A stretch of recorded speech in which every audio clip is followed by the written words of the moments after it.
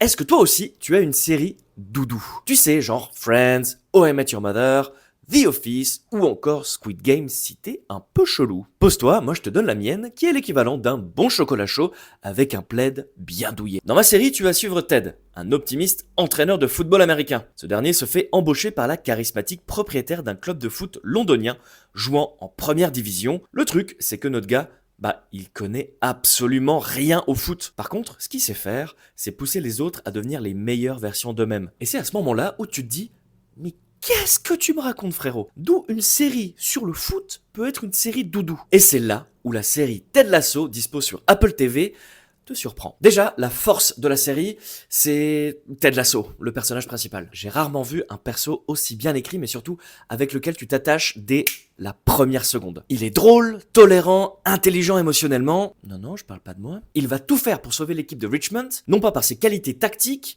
mais par ses qualités humaines. Attends, j'ai trouvé le mot qui qualifie le mieux Ted, c'est inspirant. Il va te faire rire, ça c'est sûr, il va t'inspirer, ça l'est également, mais un truc qui peut surprendre, c'est qu'il va t'émouvoir. Et tu vois où je veux en venir? Il y a un équilibre parfait dans cette série entre humour et émotion. Le foot n'est pas le thème de la série, c'est l'humain. Vraiment, je te mets au défi, mais c'est impossible de ne pas aimer tous les personnages. Simplement parce qu'ils sont tous superbement bien développés. Et ils te dévoilent une facette humaine qui va te parler. C'est sûr. C'est une vraie expérience que de se lancer dans cette série. Tu vas chialer, tu vas rire, et très souvent tu vas chialer de rire. Parce que ça va évoquer des thèmes assez vénères quand même, comme la solitude, l'anxiété, le deuil, l'acceptation de soi et des autres. Mais la série le fait avec tellement de cœur et de sincérité que tu lâches jamais. Oui, si t'as cru que tu pouvais résister à cette série et vraiment que t'étais pas fragile et tout, ok, juste lance le premier épisode et après tu viens me parler. Bref, dis-moi quelle est ta série doudou en commentaire et on se dit à bientôt pour plus de séries.